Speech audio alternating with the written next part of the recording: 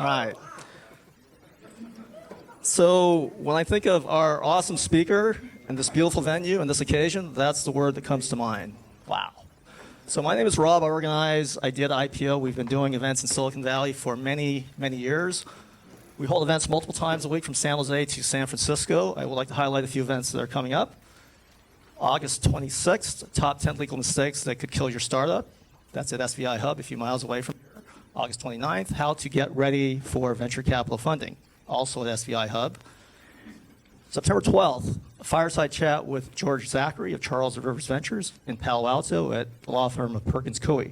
So check out the details for those events and all of our events on our website, ideatoipo.com. We launched officially on February 1st, 2010. At that time, we had no members and no events on our calendar. At this stage, we have over 60,000 members among all our meetup groups in the Bay Area. We've completed over 2,100 events.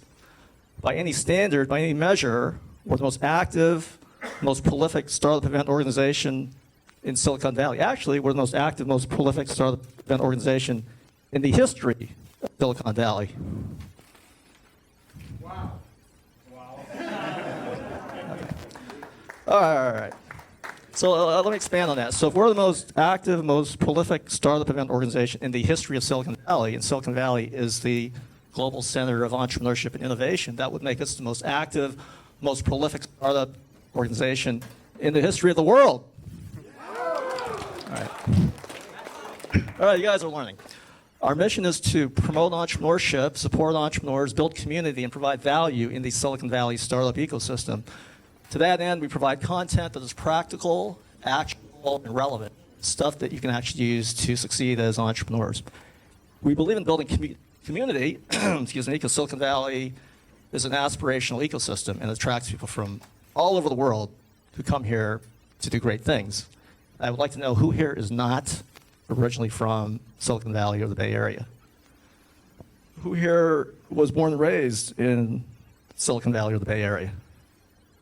Wow, we got 4 natives. Let's hear it for the natives. So whether you were born and raised here or just arrived last night, it is important for us to provide multiple channels for you to meet people, build relationships, and grow your network.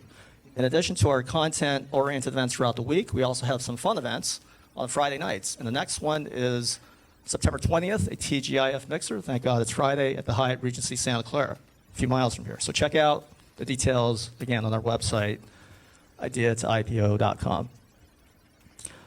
With regard to value, it is important that we provide value at each and every one of our events. So we make sure that our events are affordable, and if you cannot afford the cover charge for whatever reason, come talk to me and we'll work something out. And we make sure that we have, at each and every one of our events, a delicious buffet meal. Is that a delicious buffet meal?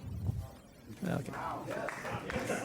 All right, at least it's a buffet meal, okay? So, by the way, I have to ask, who likes pizza?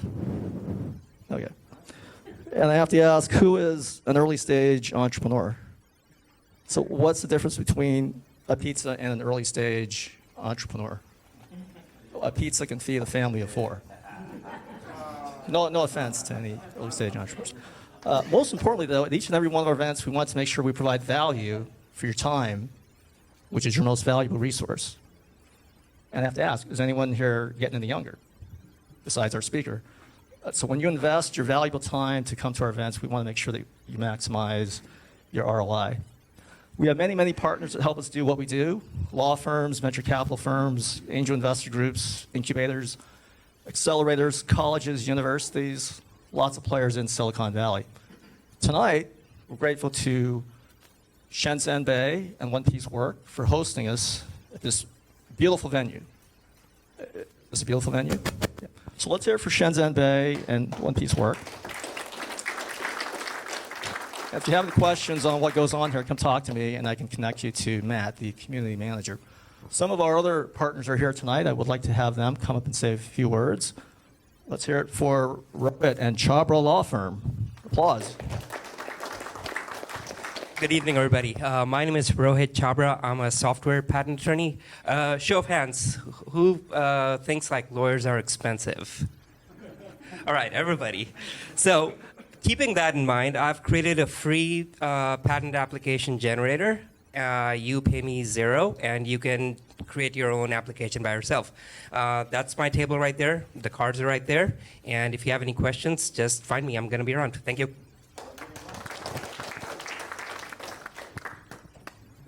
All right. Next up, we have Ross from TriNet. So let's hear it for TriNet.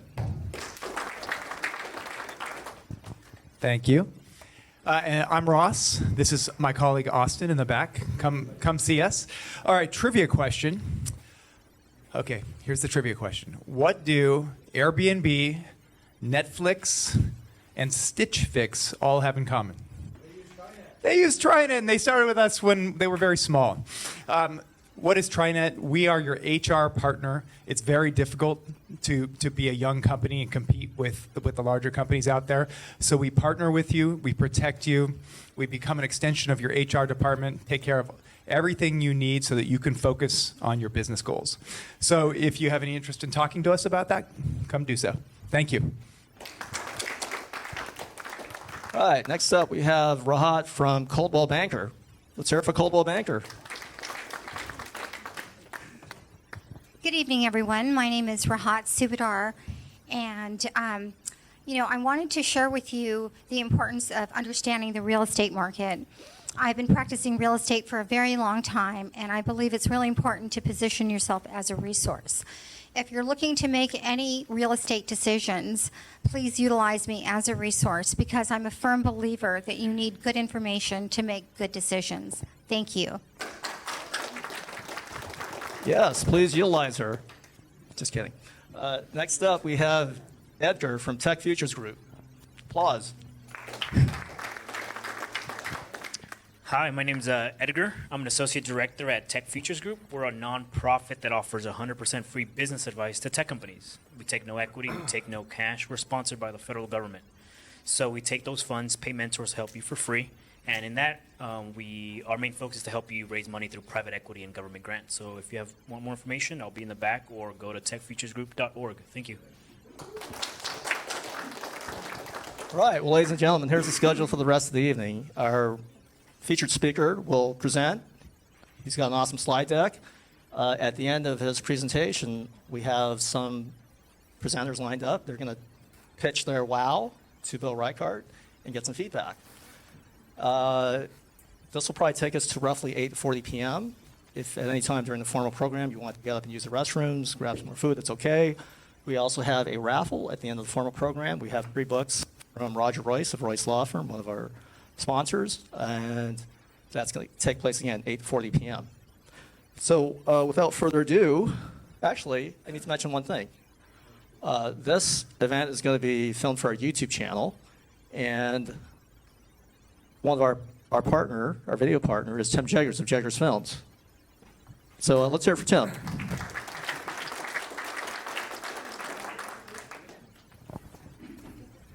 Thank you, Rob. Thank you, everybody.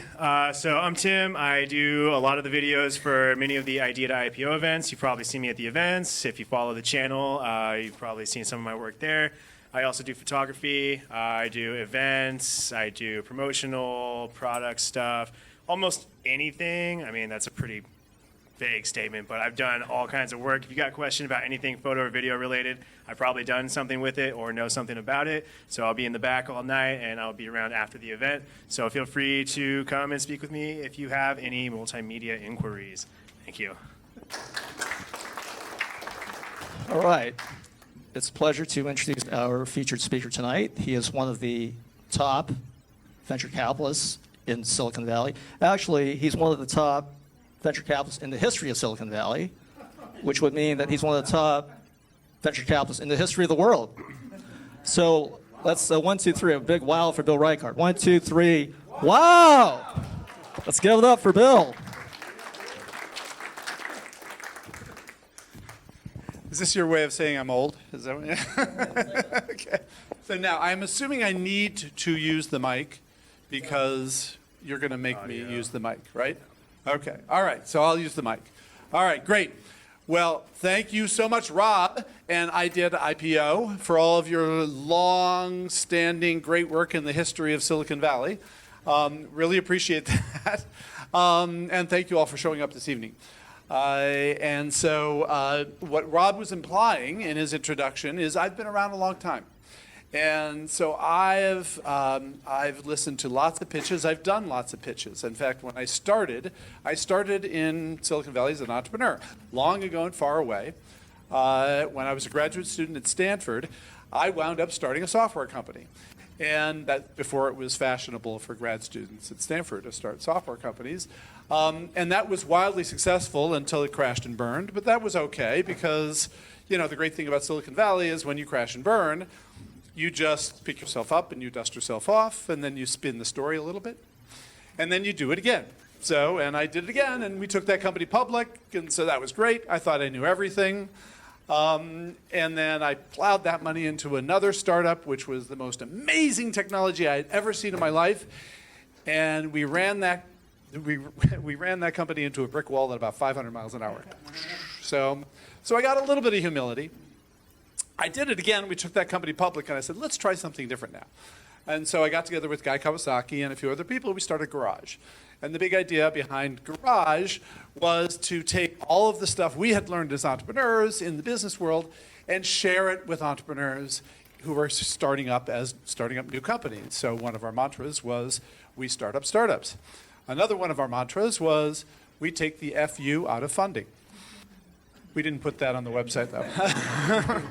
But in any case, the point was, we wanted to help entrepreneurs be more successful faster. So we've spent a lot of time over the years trying to share thoughts with entrepreneurs. And one of the themes throughout these years has been, how can we help entrepreneurs be more effective at pitching? And this was very self-interested, of course, because frequently we found it was very painful listening to entrepreneurs pitch. So we thought, God, if we can only make the pitches better, it will be less painful for us investors. So it was, purely selfish in intent. And one of the things over the years that I've realized is that we spend a ton of time in Silicon Valley and all over the planet teaching entrepreneurs how to do elevator pitches, right? So you've all been taught how to do an elevator pitch. And it's, 90 seconds or 2 minutes or, 60, whatever, which you're supposed to condense everything about your business into just 60 seconds so that you can, try to get some investor to write you a check.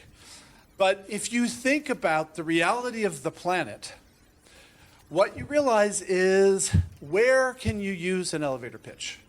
Where can you use an elevator pitch? Okay. When was the last time you rode an elevator in Silicon Valley? Right? No, the dirty little secret, the whole reason we invented this idea of elevator pitches was just to force you to talk less. That was the whole reason.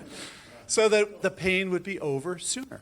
The only place you can do an elevator pitch is at an elevator pitch competition. That's really the only place you can do an elevator pitch. In the real world, if you could really get your clicker to work, in the real world, there we go. In the real world, you've got 20 seconds.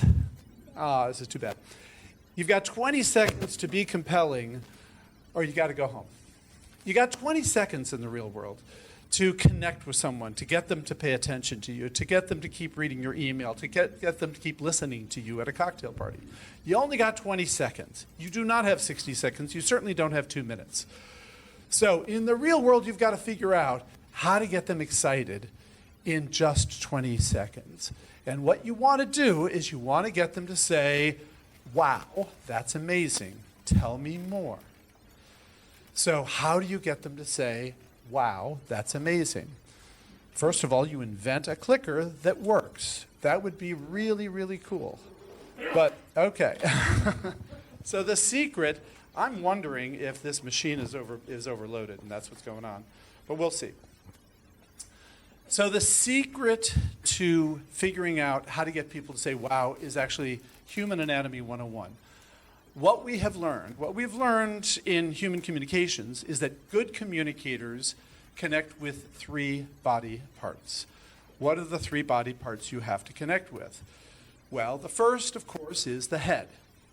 So, and this is where we spend almost all of our attention.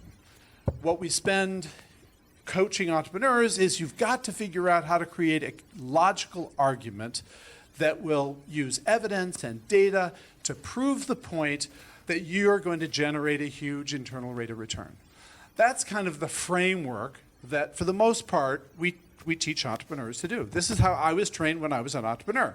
I thought a pitch was all about creating this logical argument supported with all this data and evidence. 56 slides later, I could say, QED, you have to invest in my company. So, I was lucky it kind of worked most of the time. I was lucky enough to get into the partner's room. But still, my reality was only 10% of the time did it work. So I must have done 250 pitches as an entrepreneur, and 90% of the time I struck out. But that's partly because the way I was taught was to focus on the brain. It turns out that's not how investors make decisions. So this was an epiphany I had when I became a VC. So after I was an entrepreneur, we started Garage, and we were funded by Sequoia and Mayfield and Draper Fisher and Silicon Valley Bank, funded Garage to be the farm team for Sand Hill Road. That was how we got started. And so I crossed over from being an entrepreneur to being a VC. And now I'm thinking, wow, I'm one of the VCs. I thought these VCs were these incredible analytic brains that could listen to all these pitches, could process all this data, had an algorithm in their head that could calculate an internal rate of return and boom, make these brilliant investment decisions, right? That's why they're paid the big bucks.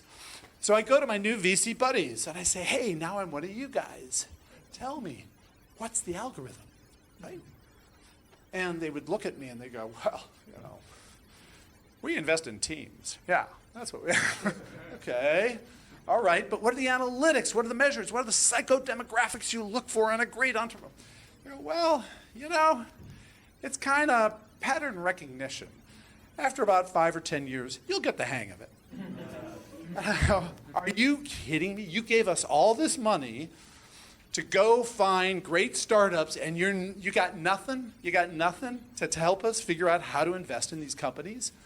And so I started watching how all of my peers were investing in companies. I tried to figure out what's the relationship between the companies that were getting money and the companies that weren't getting money. And I watched how we were doing it. When we started, we tried to be incredibly quantitative. We created a spreadsheet and a ranking system and a scorecard, and we tried to quantify the factors that we thought made for successful entrepreneurs. And what we quickly realized is each of us was gaming the system. We liked a team, we gave them a 10. We didn't like them, we gave them a 5. What? How useful is that? So I tried to figure out what is the difference between companies that get funding and companies that don't get funding. And I had this revelation. So here's the dirty little secret about venture capital that nobody has told you. VCs do not invest with their heads. The secret is you have got to figure out how to appeal to their hearts. The secret is VCs invest in companies they fall in love with. Now, this shouldn't actually be a surprise because, as we know, humans are not rational, right? We know that we as humans, we do things we want to do. We don't do things we should do, right? Otherwise, we'd all be in shape, we'd get plenty of sleep, and et cetera, right? But we're not rational. VCs are humans, believe it or not, right? So normally at this point, somebody raises their hand and says, wait a second, Bill, I didn't think VCs had a heart. Ba-dum-bum. Okay. But the reality is, the way it works, the secret to getting the attention of a VC is you've got to figure out what is going to make them fall in love with you. What is going to make their heart beat faster? What's going to get their pulse racing? What's going to get them to say, wow, this is amazing? Wow is an emotional reaction. It's not an intellectual reaction. You've got to get an emotional reaction. That will get them to go back to their office and tell their partners, we got to bring these guys in. We got to talk to this company. We got to look at this deal. They're not going to do it through intellectual analysis. So you've got to get them to fall in love. So why do VCs fall in love? Well, sometimes they fall in love with the team. Sometimes, the team comes in and they're really smart and they're really articulate. They work well together and, we go, whoa, these people are amazing. I love it. They're going to really pull it off. So sometimes that's it. It is team. Sometimes it's technology. So, we had this guy come into our office. He could barely speak English, out of the university, PhD. He's got an entirely different model for CRISPR technology, using the Cas3 protein instead of the Cas9 protein. And we're going, oh my God, this is earth-shattering. So sometimes we fall in love with technology. Sometimes we fall in love with science. We know it's not a good idea to fall in love with technology, but frequently that is a driver. And then sometimes we fall in love with a vision to change the world. So we had a company come into our office, 4 graduate students from Stanford, who had this idea that they could build a solar rechargeable lantern that would replace kerosene for the 2 billion people on Earth who depend on kerosene for their lighting. And their rechargeable lantern was cheaper than kerosene. And we go, my God, that's just great. But, it feels like one of those social, philanthropic, do-good kind of things. And they come over the table at us and they say, you don't get it. If we're going to change the lives of 2 billion people, we have to build a big, profitable, sustainable, global, multinational corporation. And we go, yeah, we love these guys. So that is a company called Delight Design. And they are the global leaders in solar rechargeable lighting. We sold them off at a very nice return about a year ago. So one of our favorite companies. But the point is, VCs fall in love for different reasons. The point is, you got to get them to fall in love. Why are you lovable? What do you have that is going to make them say, wow? So that's the most important part of tonight's discussion. Figure out what you've got that will make a VC fall in love, that will make them say, wow. Don't just depend on the head, figure out how to get to their heart, okay? But there's a third body part you got to appeal to. What's the third body part? The third body part is the gut. So the reality in this world is that as humans, whenever someone comes up to you, you immediately have a reaction to that person. You trust them, you don't trust them. You like them, you don't like them. You think they're honest, you think they're dishonest. You want to spend more time with them, you don't want to spend more time with them. So that's your gut reaction. Everybody has this instantaneous gut reaction to other people. That's just, unfortunately, that's the way the world works. So you've got to make sure you pass the gut check. And unfortunately, a lot of entrepreneurs blow it by being either untrustworthy or not credible, by being hyperbolic, by saying things that don't sound credible. So you got to be careful when you approach an investor that you are credible, that you are trustworthy, that they believe what you're telling them. If you start saying things that are not believable, even if they're true, your application may be 100 times faster than Oracle. But nobody's going to believe that. So you got to figure out how to say something that is both extraordinary and credible. So it's 100 times faster, and we proved it last summer with Major League Baseball in a test of our analytics engine. Whatever, right? So you got to pass this third test. You got to pass the gut check. So 3 body parts, head, heart, and gut. Which do you think is the most important? Just want to see if you're listening. It's the heart. It is the heart, okay? So you have to pass the gut check. You got to pass the gut check, And what you say, it's got to make sense to the head, right? You've got to say something logical, intelligible, that people can understand and people will remember, because that's what they're going to take back to their partners. But at the end of the day, they're not going to go back to their partners unless they fall in love. So that's what we're going to focus on tonight, how to get there. So let me tell you how not to get there.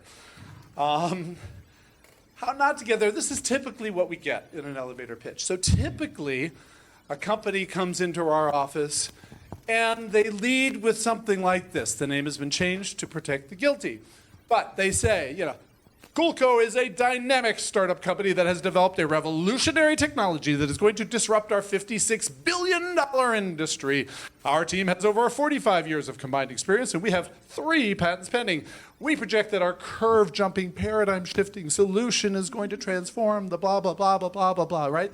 This is typically what we get. Lots of passion, lots of enthusiasm, lots of words, but there's no substance there, right? So the other side, there are teams that come into our office, they got a ton of substance.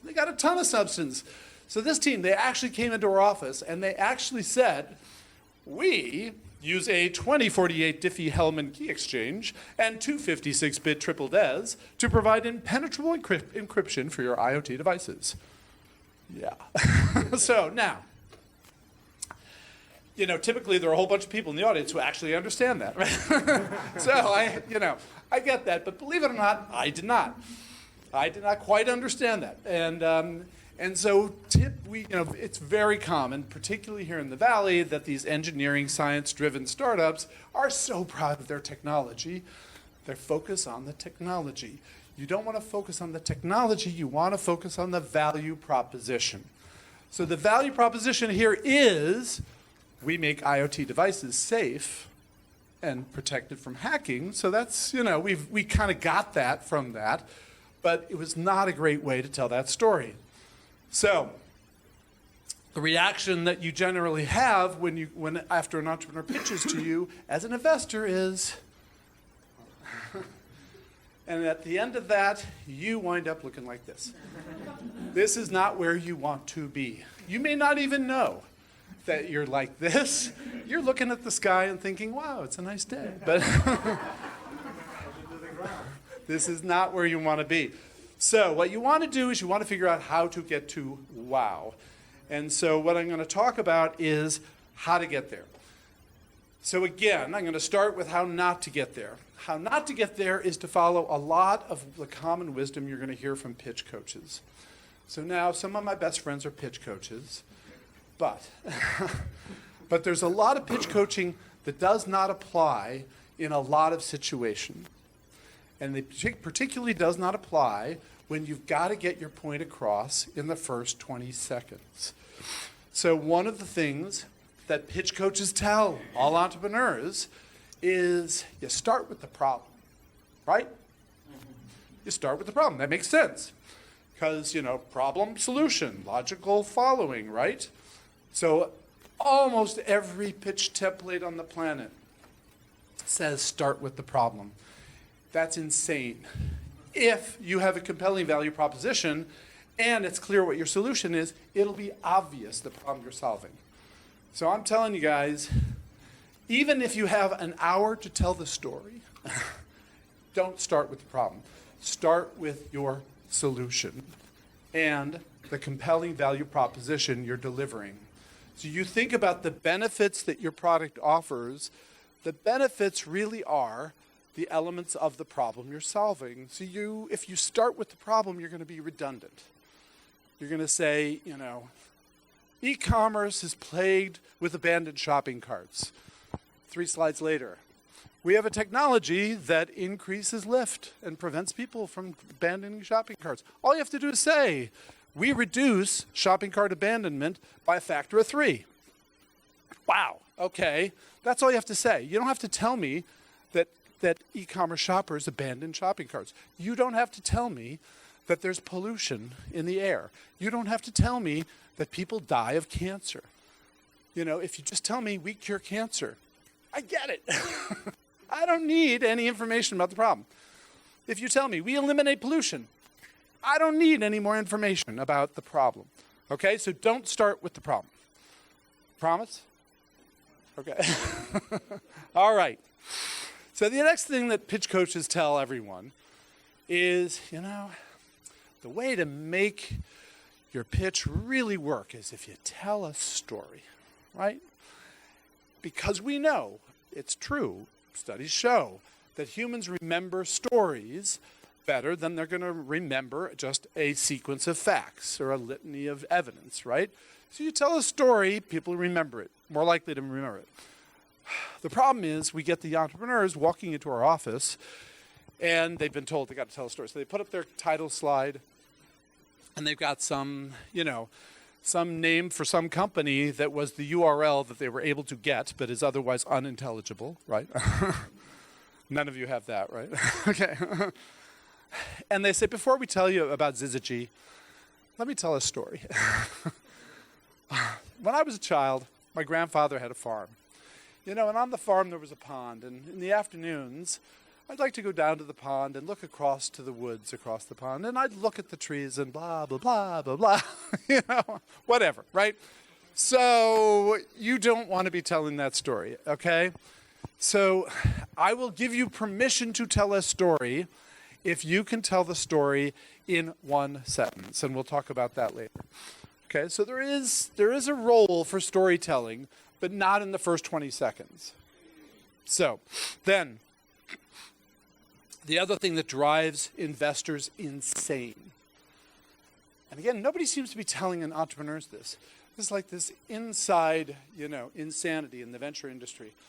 What drives investors insane is that every single entrepreneur on the planet has been told, you've got to show a TAM that is billions of dollars. You got to show a big market because, all those VCs, they want unicorns, right? And so you've got to put a slide in there that says market size, $56 billion. So that, even if you stumble and you only get 1% of the market, it's a great outcome, right? $560 million. So every VC knows that your market size slide is a lie. So make sure you do not destroy your credibility by claiming that you're going after a $56 billion market. Because if you're really being innovative, if you're really going to disrupt, if you're really going to change the world, if you're really going to do something interesting, probably right now you have a $0 billion market, right? Now, that doesn't mean there isn't a huge upside market potential, but don't go Google, social networks or healthcare or auto parts or, fashion and say, because Google says the fashion industry is a $960 billion market, that you're going after a $960 billion market. You're not, okay? And if you do that, it just destroys your credibility. So instead, tell us, bottom up, customer by customer, who are the people you're going after? What are their characteristics? Where are they? How are you going to get to them? How are you going to convert them? How much are they going to pay you? And then how big can your company be after a few years? That's what we want to see that you understand. Not that you can Google global fashion industry, right? We get that you could Google that. So do not do not destroy your credibility by talking about this illusory big market TAM that you think you have. And then the last thing is, you probably all have a bunch of templates you've seen online and blogs and articles and books and whatever. So there are all sorts of templates out there. And again, we have a template on the Garage website, so I'm not. But no template was designed for your company. Your company has a sequence of value propositions and challenges and issues that you're going to have to deal with to build a successful company that is unique to your company.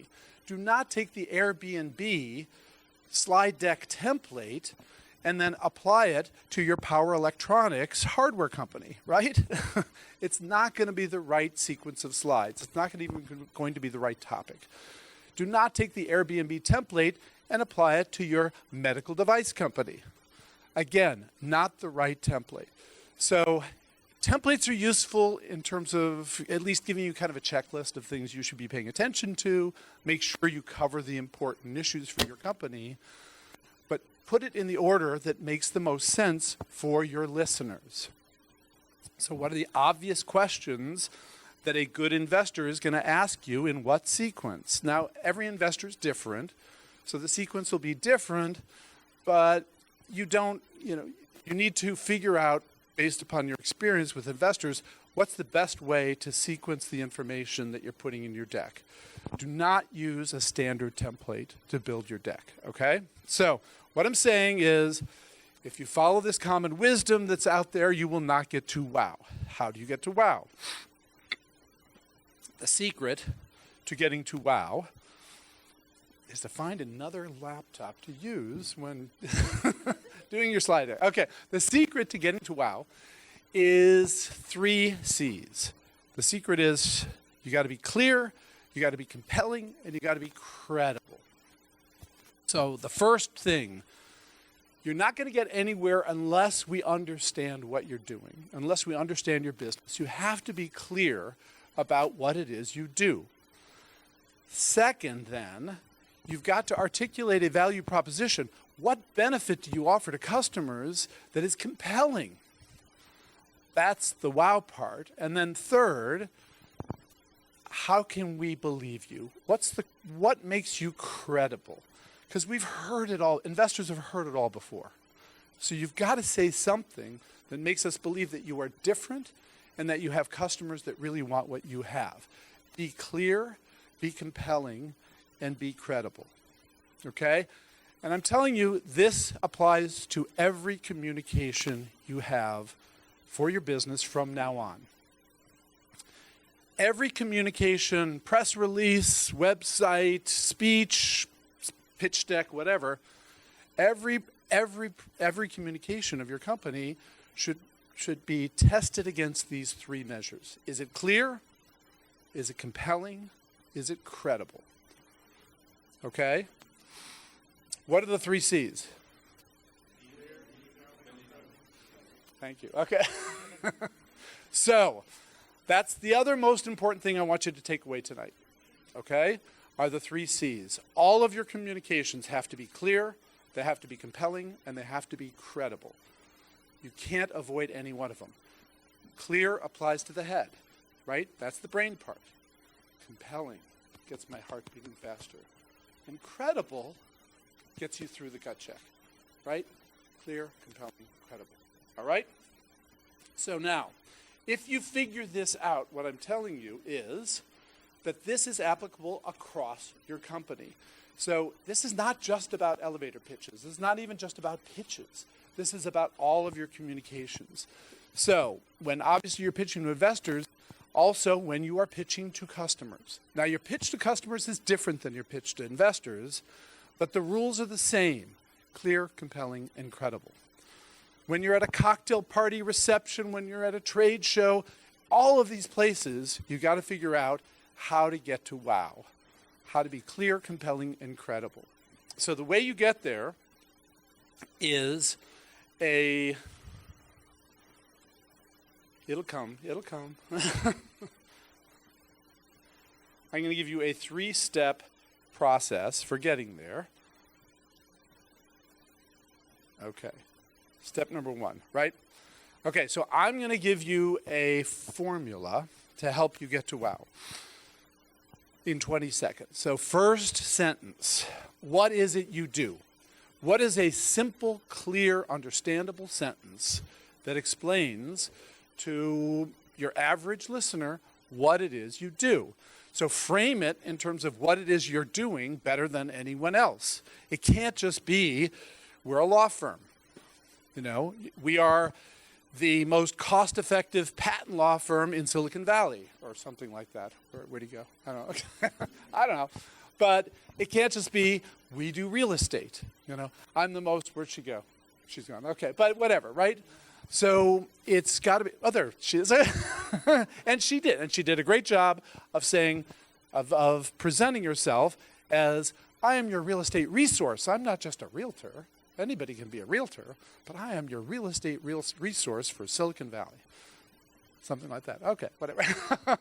So what is it you do? It's stunning to me how many entrepreneurs, when I run into them, wherever I run into them, and I say, well, wait, so what are you up to? They're like, well, you know how I was, well, and then, well, so now what I'm doing is, and I shifted, you saw me then, but now what I don't know. I mean, it's incredible to me that you can't just easily and casually say, we've invented the most advanced power electronics in the industry that saves 50% in the course of AC/DC transformation or something like that. Whatever. I'm going too quickly. But anybody should be able to very easily, comfortably, confidently say what you're up to. Why don't all of you have that? By the end of tonight, I want all of you to have that. I want all of you to have that sentence that you can say comfortably and confidently that would enable anybody to turn to the next person and explain what you do.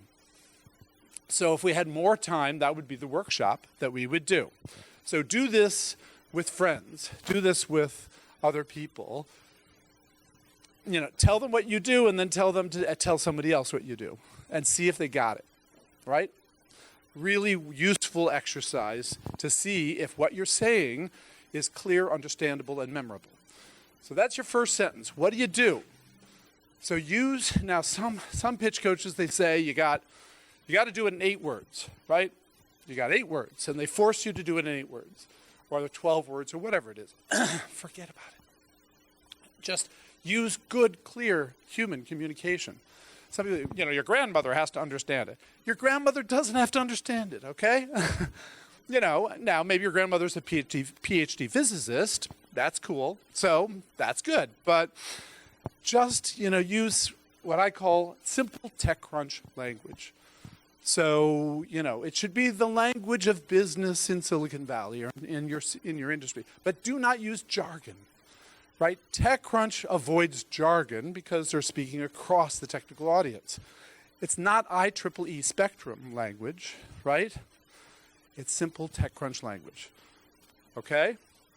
So, you know, yesterday I was at a meeting and this guy kept on talking about CP. I said, well, our CP, and this is our CP, and that's our CP. And finally, I just, you know, I was looking around and I was wondering, am I the only idiot in the room who doesn't know what CP is? And it means market share, right? Customer position. I didn't know. But so everybody has their own particular way of using different, you know, acronyms. Yes? No, you can't. As you may have noticed, I can't go back a slide. So, sorry, I got a technology problem here. But, I know, it's kind of crazy, isn't it? But I'll tell you, you know, I'll send you the slides. Or you can go see the video, because the slides will be on the video. So I'm going to share all these slides, all right? Okay, all right. So, sorry, that's a little crazy, I know. Okay.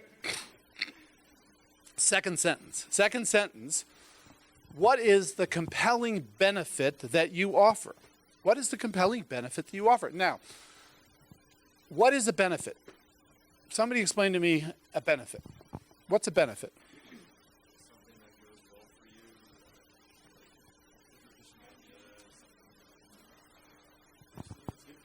Something that's good for you. Okay. Pardon? Okay, give me an example. Okay. So I want it to be more specific and concrete than just, you know, goodness. All right? So we save you money. We accelerate your, you know, we can accelerate your applications by 100x, saving you $20,000 a year in your AWS bill or something, right? So a benefit is, in business, a benefit is generally measurable financially.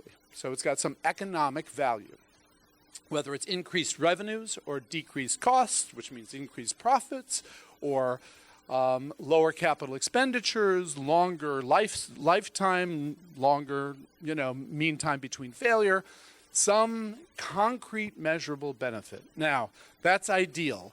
Not every successful company has a concrete measurable benefit, like Facebook, right?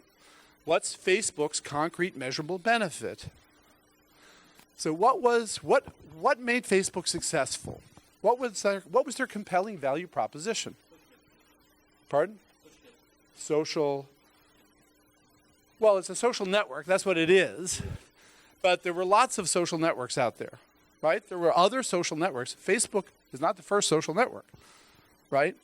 But what Facebook did, among other things, but the thing that really differentiated Facebook is, at the time, Facebook made sure that the person you were talking to was authentically that person.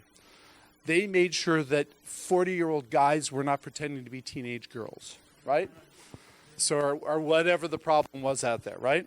So Facebook offered trust, and trust has value.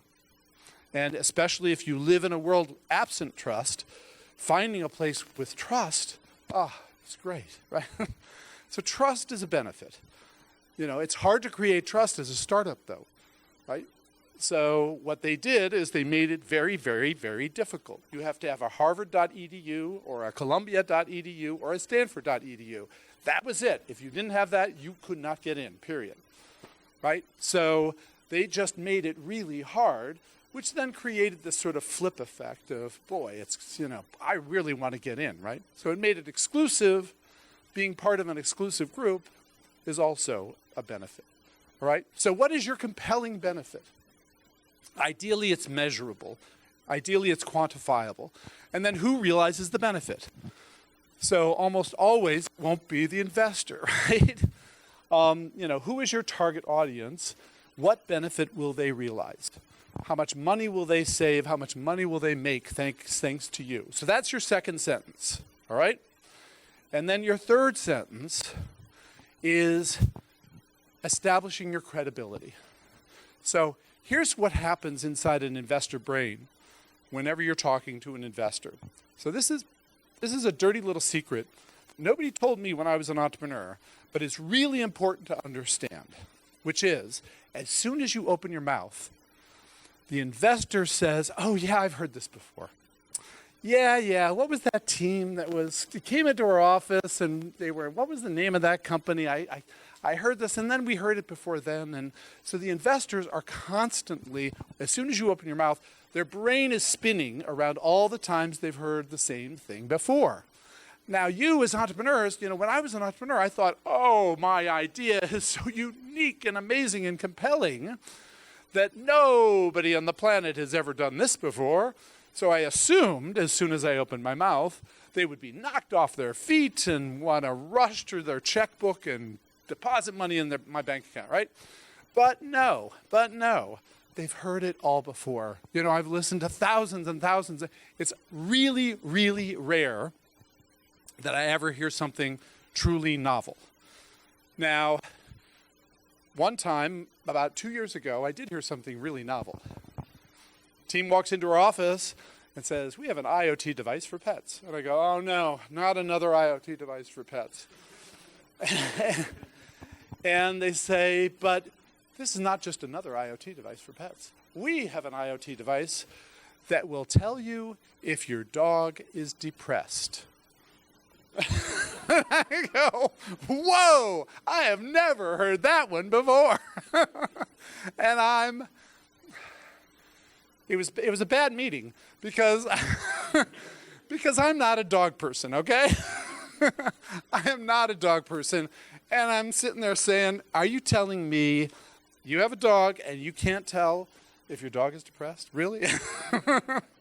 So, yeah, because I work all day and the dog's home alone, you know, and the dog's moping around and, you know, I can't tell that the dog is moping around. And so I want to know if the dog is sad.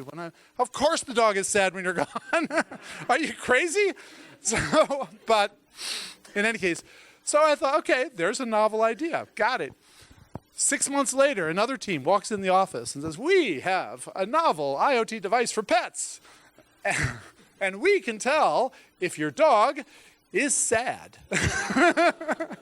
So, in any case, You know this? You've heard this pitch? Okay, sorry. I'm sorry. It was not one of you guys, was it? It was not, okay. Sorry. Okay, the point is you've got to shut that down. So whether or not it is true that they've heard it before, the investor is thinking about all those other companies that sound kind of like what you're doing. So you can't wait until slide 6 of your pitch where it says, slide 6 is where you do the competition part, right? You've got to shut it down now. Otherwise, the investor's not going to listen for the next 5 slides. So you've got to say, now, you may think you have heard of other companies that are monitoring your pet's affect. But how we are unlike anybody else because ...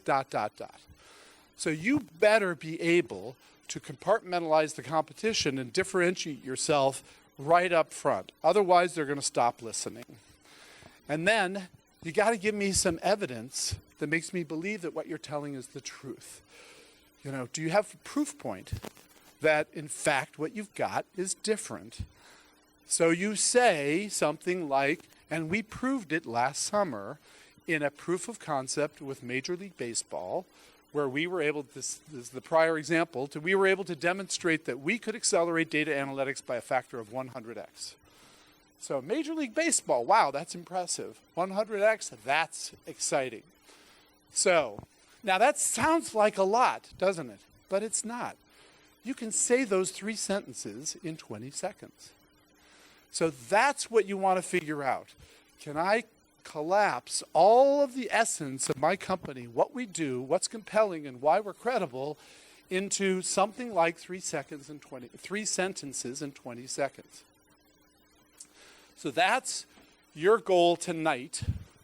So we're going to have a few people come up in a few minutes and try with me, and then as a group, we're going to give these entrepreneurs feedback. I don't know who has been selected and who's in the audience, but I think Rob has that sorted out. So 3 sentences. What do you do? What's the compelling benefit? How are you different? Why do I believe you? Right? So now, usually at this point, one of the entrepreneurs raises their hand and says, wait a second, Bill. I could have sworn you said, don't follow templates. And that kind of looks like a template, right? So, agreed. This is not a template. I don't want you to necessarily follow it religiously, but it's just, a guideline. See if that helps you get those 3 sentences out, and then you can modify them to make it work best for you. But I will tell you, you need those 3 sentences in any case. So whether or not you've got an opportunity to do a 20-second wow, somebody's going to ask you, what do you do? Somebody's going to ask you, I hope somebody's asking you, what do you do? And so you've got to have that sentence. You've got to have that sentence. Does everybody have that sentence?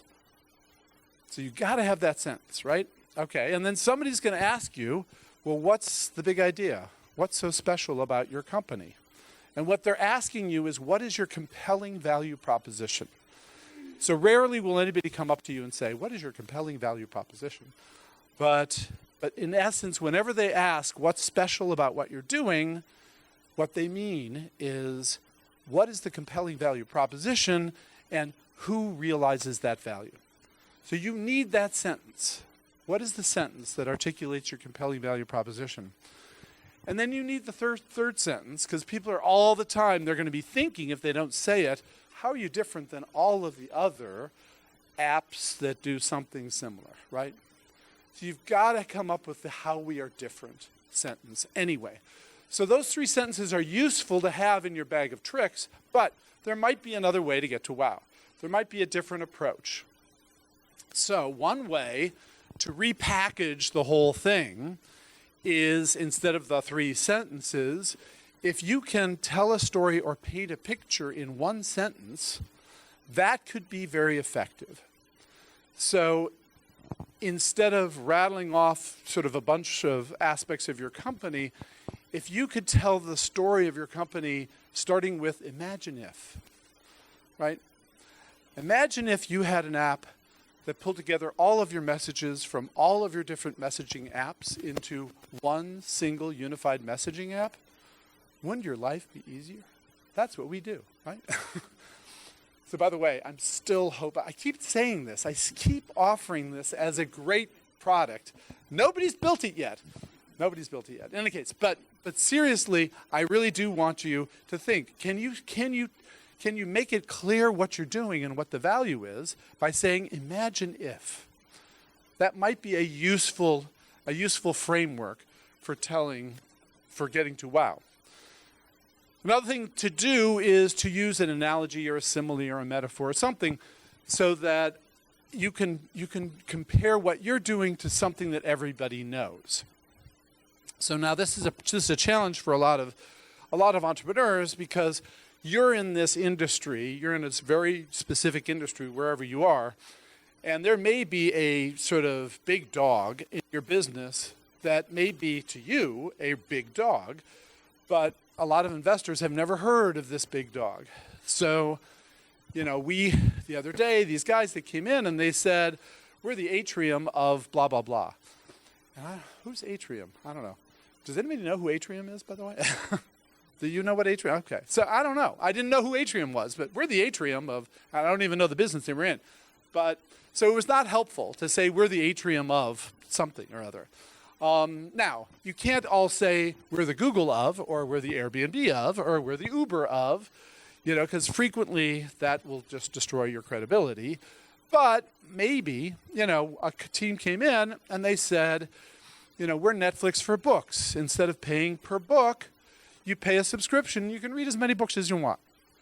Okay, that's kind of obvious, right? I get it. I'm not... with all due respect, I didn't invest in the company, but I got the point, right? So if an analogy gets your point across more clearly, then use an analogy to help you get your point across. And then a totally different approach. If you've got some really big name you can drop to establish your credibility, to get people to say, wow, then, forget about all the other elements I told you. Just drop that really big name, right?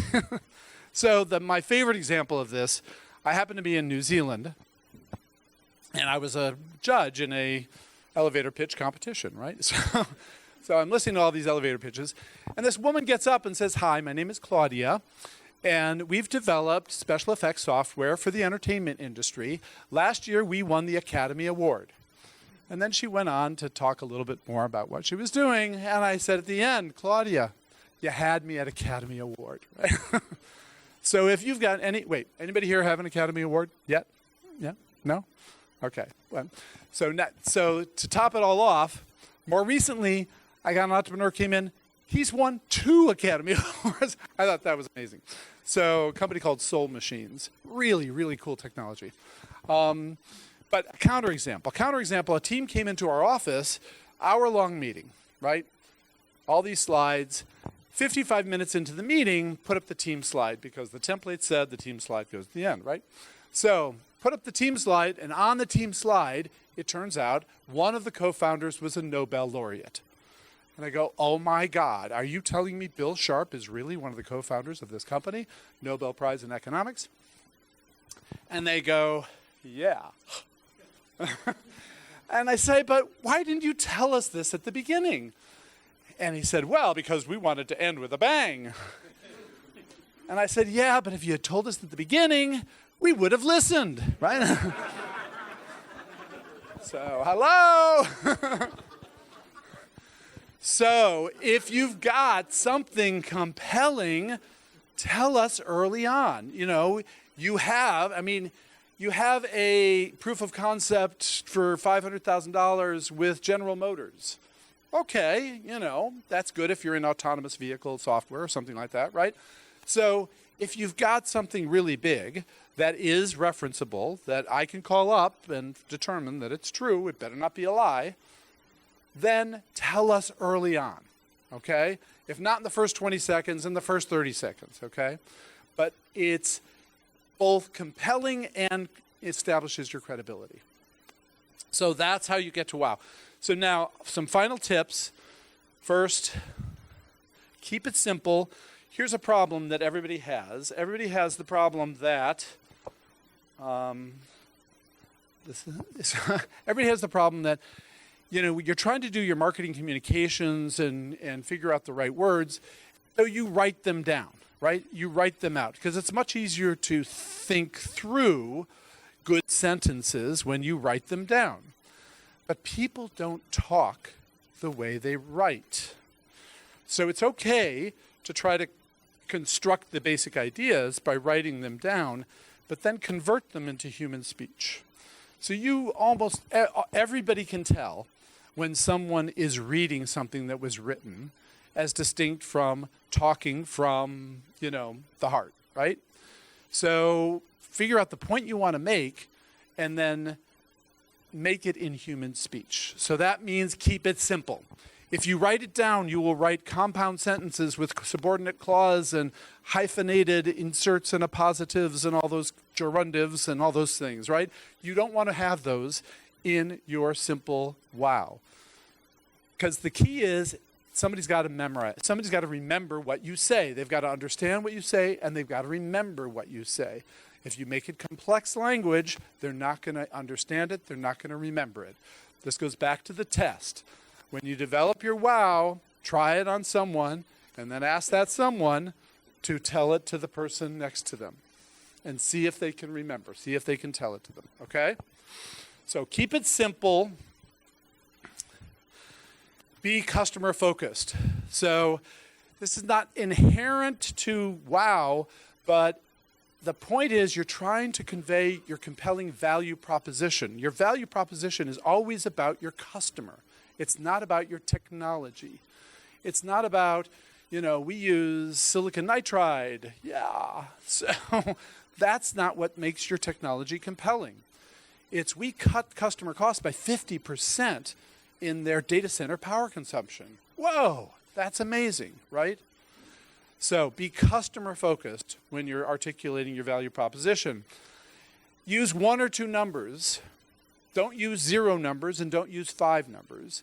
One of the things that's happened recently, well, it's always been true, is that entrepreneur pitch deck slides are just covered in numbers.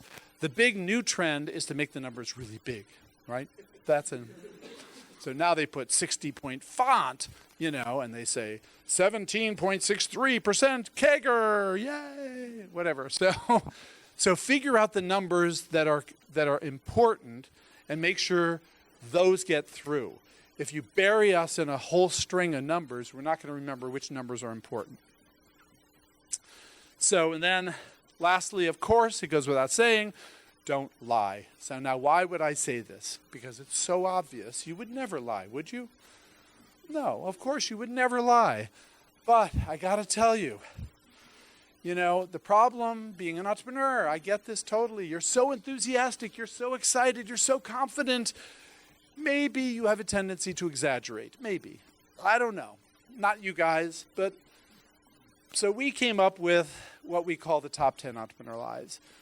And this is as a way of saying to entrepreneurs, please, please be careful how you articulate your value proposition, because sometimes you hurt your credibility with statements that you think are totally reasonable, but sound wrong to investors. So what are the top 10 entrepreneur lies? Lie number 1, our projections are conservative, right? Every freaking entrepreneur on the planet thinks their projections are conservative. You are going to miss your numbers. I know you're going to miss your numbers. Every investor knows you're going to miss your numbers. You think it's going to be a piece of cake. It's not going to be a piece of cake. Your projections are not conservative. Lie number 2, our target market is $56 billion. This is the point I was making before about lying about your market size. That shows you don't know how to do market segmentation. You don't know how to target specific personas in your customer base. Lie number 3, we have a world-class team. Now, I get it. You are loyal to your college roommate and his cousin. That's great. I appreciate that. That's fine, but you probably don't have a world-class team yet, and that's okay. That's okay. We just want to know that you are driven to build a world-class team and that you're capable of attracting a world-class team. Lie number 4, our average sales cycle is 90 days, or, if you're on the, internet, our conversion rate is 12%. No enterprise company has a sales cycle of 90 days. No internet company has a conversion rate of 12%. So nobody's going to believe those assumptions if they're embedded in your financial model.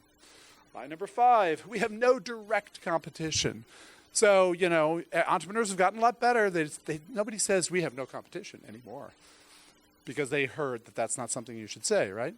But now they say we have no direct competition, right? There's nobody else who has a purple widget that is quite as small as our purple widget or whatever it is, right? Okay. Line number 6, no one else can do what we can do. That's a variation on, you know, we have no competition. Line number 7, all we need is 2% of the market, right? $56 billion market, 2%, that's $1 billion company. How hard could it be to get 2%? Can't be that hard, right? So it turns out it's really hard. Line number 8, we'll be cash flow positive in 12 months. The only way this ever becomes true is if investors stop giving you money and your only choice is ramen noodles and cash flow positive, right? That's not necessarily a good outcome. Line number 9, our deal with Google, our deal with whatever, will be signed in 2 weeks. Never promise that a deal is going to get signed. You can talk about you're in negotiations, you can talk about whatever, but never promise a definitive date for a deal to be done because deals always slip. I know you've all had experience with deals that didn't slip, but deals always slip. And so 3 weeks later, I come back to you and I say, hey, so you signed that deal last week, right? And he said, well, you know, the lawyer went on vacation and whatever, they got a new boss, and they promised me that they'd take care of it next month, and already you're a liar, right? Already you've lost your credibility with me. And then line number 10, I'll be happy to hand over the reins to a new CEO. You know, we know you won't be happy, and believe it or not, we do not want to fire entrepreneurs. We want entrepreneurs to be successful. We want entrepreneurs to grow with the company and continue in their roles. Not every entrepreneur grows with the company. Not every entrepreneur wants to be the CEO forever. That's fine. That's fine. Let's just have an honest conversation up front about what your expectations are and what our expectations are and how we're going to deal with things if things change. So that is an important conversation to have with your investors. So those are the top 10 entrepreneur lies. And just to add to the whole thing, if you go to our website, I have a blog called The Top 10 Terrible, Horrible, Very Bad Slides. So what I did is I looked at all the templates that are out there, and I basically picked the template slides that I'm telling you guys, do not use this template slide, okay? Stop it, okay? And so that's how you get to WOW, and I want to thank Greg for helping me with the slides. And then here is my email, and here is our website. And so if you want the slides, just let me know. You could always go watch the video again, you know, and just relive the experience, right? So when is the video going to be posted? Wow. How about that for speed? All right. But if you have a question to follow up, my email is reichert@garage.com. And we have a bunch of resources for entrepreneurs on our website and some blogs. So with that, do we have time for questions or should we jump straight into the workshop? Let's go to the pitches, yeah. Pardon? Let's go straight to the pitches. Let's go straight to the pitches. Okay, apparently. First, let's hear it for Bill. So we actually have 6 pitches. They're going to be 1-minute elevator pitches, followed by 4 minutes of torture or feedback from Bill. So maybe if we want to take questions afterwards, we'll see. Okay. All right. So let's support all these folks because it's not easy to get up here, and it takes a lot to get up here. So we have a timer. Yeah, I'm going to bring it over. Okay. And so we really, I want 30 seconds, 40 seconds max, okay? I don't want a minute. I don't know what you told these people, but I want 20 or 30 seconds. Well, they can only say their name in 30 seconds. Okay. Well, we'll see how it plays. So all right. Okay. How about 50 seconds? Okay. You can 50 seconds. Okay, give him 50 seconds. Okay? All right. All right. Presenters, you heard All that? right. All right, so first up, we So I'm have... going to use, by the way, I'm going to use the last 20 seconds to do my email. Okay? So just so you know. All right, sorry. All right, first up. First up, we have Fred from Beyond Earth. Let's hear it for Fred. Applause.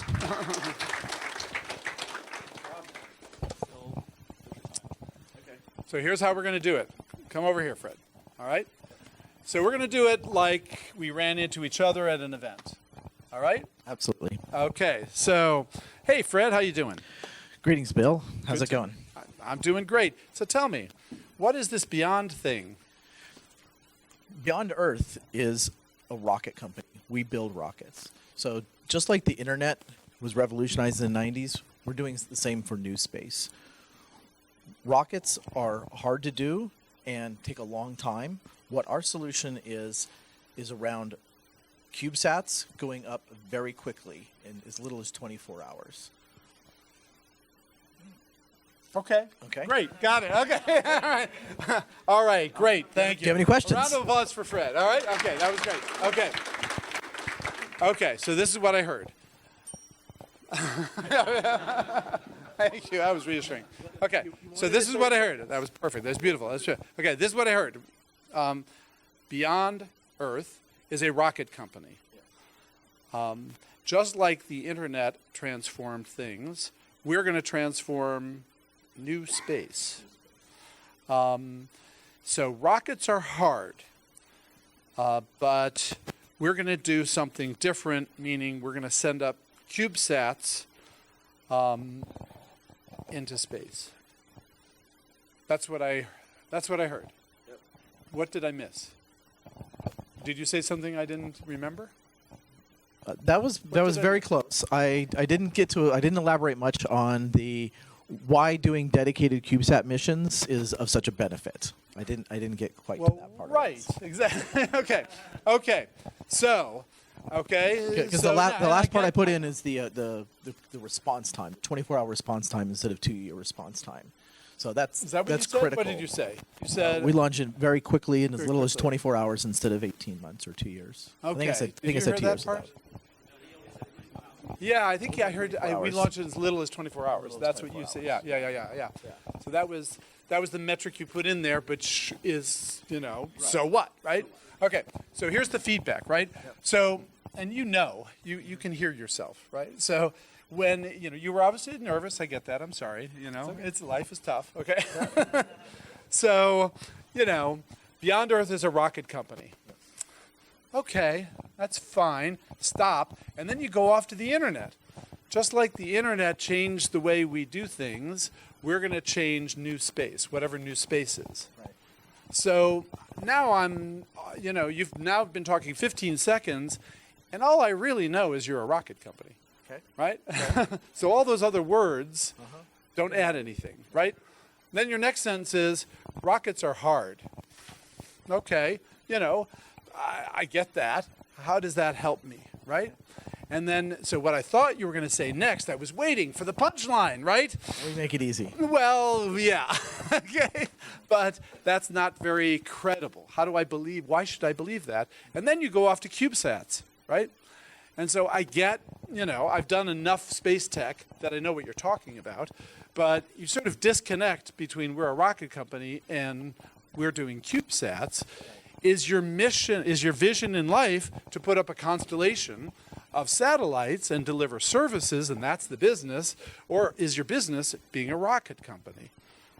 So our business is being a rocket company. Okay, What so we you're not enable- putting up your own CubeSats. We do not put up. You're not going to offer your own CubeSats. services, right? Okay, so We, that's okay. So but that was confusing because you didn't make it But clear you are why asking you're putting questions up about the company CubeSats. now, so this is good. Well, that's because let I'm me explain. obligated to spend 4 minutes. So if there were some shrimp over here, I'd be over with the shrimp, right? Okay. Well, I did. So that's all. I I'm agree. giving you a hard time. Okay. Okay. All right. Okay. But so I need you to tighten it way down. Beyond Earth can put low Earth orbit cube satellites into space at 1/3 the cost of the cheapest delivery system currently available. I don't know. Is that right? 18 times quicker, twice the cost. Twice Let the me tell you why. cost. Okay. So No, you're it's- going to make me pay twice as much To do it 18 times faster. to do it 18 times faster. Okay, so then you got to translate that into why is that valuable? Why is that valuable, right?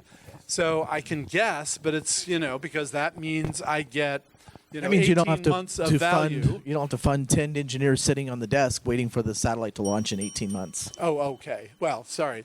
So, okay, but you know what the problem is now, right? You know what the problem is. And then, so it would be great if you got to the value proposition quicker and that compelling benefit quicker, then you could contrast yourself to your closest competition because there are a whole bunch of rocket companies now. They're doing cheap rockets, they're doing big rockets, they're doing fast turnaround rockets, they're doing, whatever. So I was down at SpaceX yesterday. That's an amazing story. So that's bubbling through my head while you're talking, and I'm trying to figure out where you're playing. Okay? So, good job, all right? Thanks. Big round of applause for Fred. All right. All right, who's up next? Next up, we have Gasser from Undigu. Let's give it up for Gasser. Whoa. Hey, Gasser. How you doing? Very good. I am Gasser from Undugu. We are an edutech company. We invented the first electronic abacus. Abacus. There is millions of students around the world studying mathematics using abacus in after-school centers. So they still using the wooden abacus, the plastic abacus, and we invented the electronic one so they can practice automated practice at the school or at home. Okay. All right. Thank you, Gasser. Okay. All right. Okay, Gasser. All right. So I'm Gasser from Undugu. Undugu. Yes. Okay. So, and we have developed an electronic abacus. Yes. And so there are wooden abacuses, there are plastic abacuses. We have an electronic abacus. And then you said something about what you can do with your electronic abacus. There And are that millions of students already studying abacus now.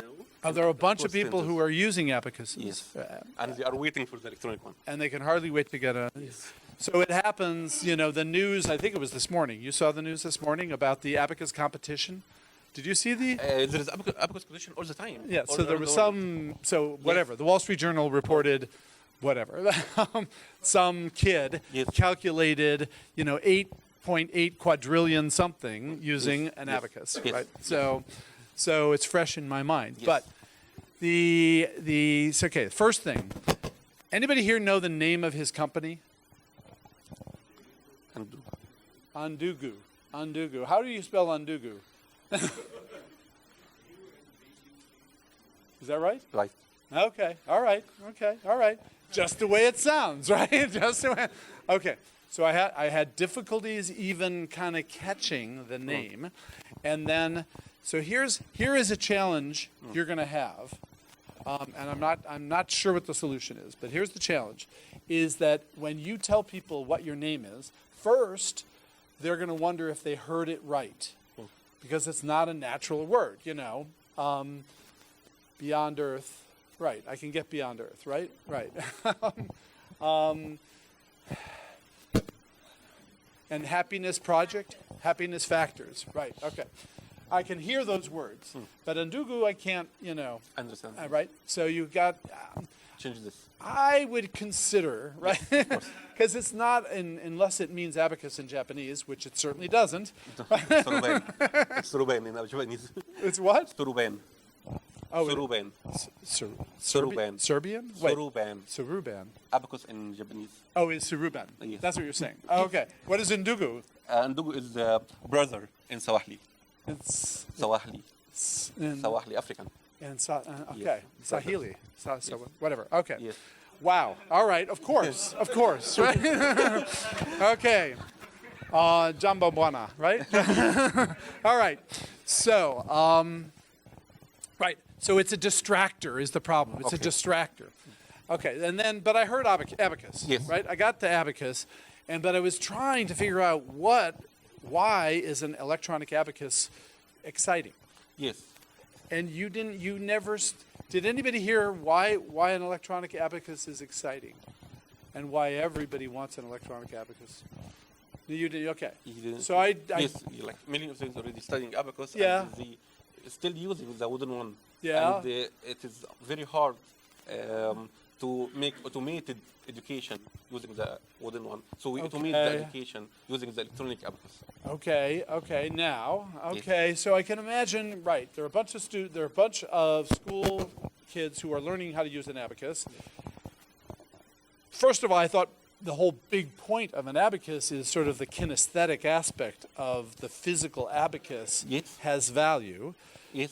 but I guess you have a little bit of the kinesthetics in an electronic, right? You're still using your finger and moving beads. course. Of course, okay. Yes. Of course, okay. So, and then the question is, why is it so hard to build an electronic abacus? It seems like it would be something Because most of to- you guys could do over the weekend, right? No, You don't think No, so? no, because No? to make the same beads movement in the very small abacus Yeah, and to censor it is very Okay, hard. okay. So I don't want to go down that rabbit hole. I wish we but did. the point is, I never got to a compelling value proposition. You described what you were doing, Yes. and you said there are millions of students who use abacuses, but you never got to some, we can accelerate education by 50% or reduce the cost of learning or improve retention or improve skills or I need some compelling improvement that you enable.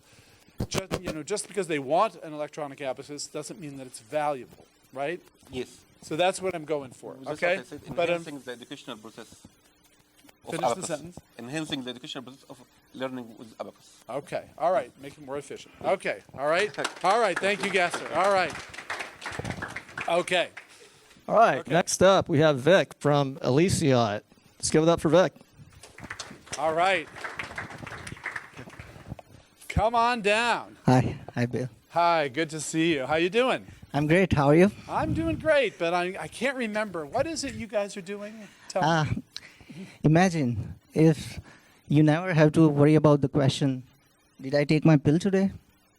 Imagine if when the doctor asks if you took your medicines when you are, submitted with a heart attack, you don't have to answer. Imagine where, kid can spend a few more years with their, grandparents, and they could live longer because they are provided their medication is being managed properly. So the solution that we are offering is a magic cap, which can go on top of your existing prescription vial, irrespective of the brand, and then you can link the cap with the app, and then you are connected with our ecosystem. So then we learn from the user behavior, and then we issue intelligent reminders, double dose alerts. Okay. Thank you for playing. Okay. Sorry. Okay. Yes. All right. So, imagine if you never had to worry about whether you took your medicine. Imagine if your doctor, never had to worry about whether you took your medicine. Imagine if your kids never had to worry if grandpa took his medicine. Imagine if your grandkids got, grandpa 5 years longer because grandpa remembered to take his medicine. Okay, I'm getting the point, right? I'm getting the Yes. okay. So I had right. to. I So completely. we have this technological. We got a cap thing, and we got something else, and it talks to something, and it tells people something, and so that you remember and your doctor knows, and we can follow everything you're doing. And of course, we have AI. I bet you probably have it. Did you say AI? I don't know. Yes, Okay. yes, we do have AI. So we got Yeah. AI, and so we're going to make sure that you're never going to forget your medicine again, and your doctor's going to know, and we can help you save your life, right? Yes, so What we did have I this. miss? No, that's exactly. So we have a personal pill concierge Okay. that's gonna do. You can Personal do pill what? pill concierge. It's like your Concierge? yeah. Concierge. Yes. Personal pill concierge. Yes. Okay. So All right. that's gonna motivate you, remind you, because Okay. it's gonna ask you. Okay. So the elephant in the room here is that, so forgive me for stopping you there, but the elephant in the room is that for roughly 25 years now, entrepreneurs have been offering internet-connected pill delivery solutions. So you've got to, as soon as you say, we have a connected, intelligent pill delivery solution, you've got to say how it's different from 25 years of entrepreneurs who've been offering an intelligent pill, delivery system. Yes. So we did a user survey through Pollfish, and one of the things that people are reluctant to, use any of these smart bottles like Okay. Pilsy and other tech are selling. Okay. What happens is they don't want to change their container. They get their pills in because it has Yeah. doctor's name, warning, Okay. refill, and all the reminders Right, and so everything. you take the doctor's, the pharmacy bottle, and you put your thing on the pharmacy bottle. That's what you're saying? So yes, so Okay. we are offering what unique is our ubiquitous Yeah. cap that can fit on top of any existing prescription vials. Okay. And yeah. Okay. So that's All right. Again, the challenge is that I've heard, what I said before. I've heard this story so many times that most investors are going to shut down really quickly because they've heard it so many times. So you've got to knock them off that track.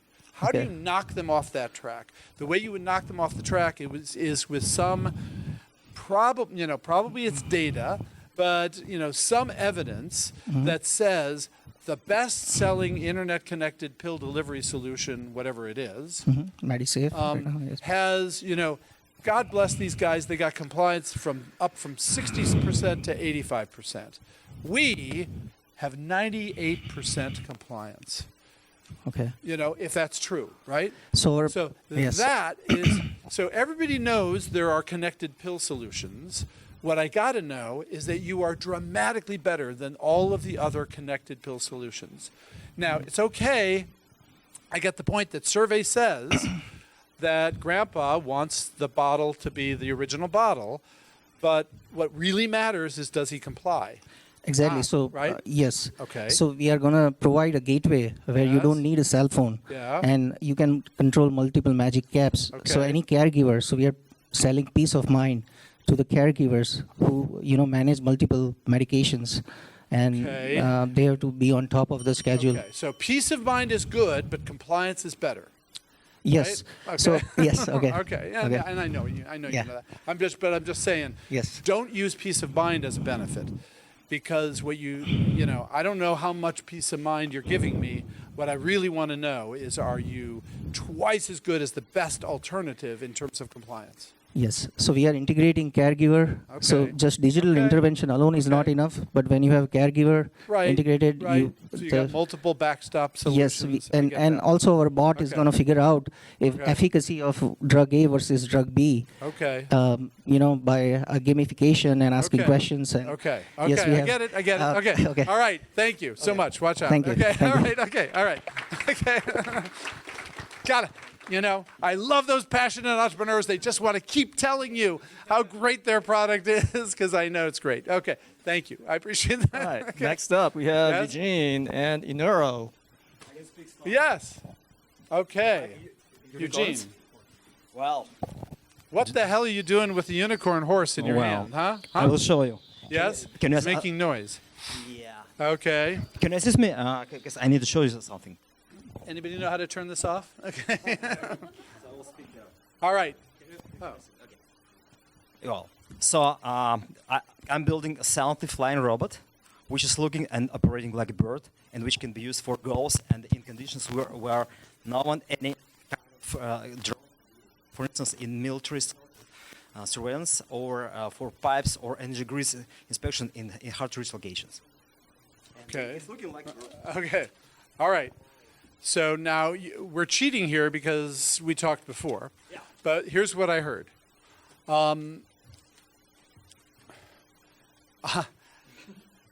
I did not hear the name of your company. All right.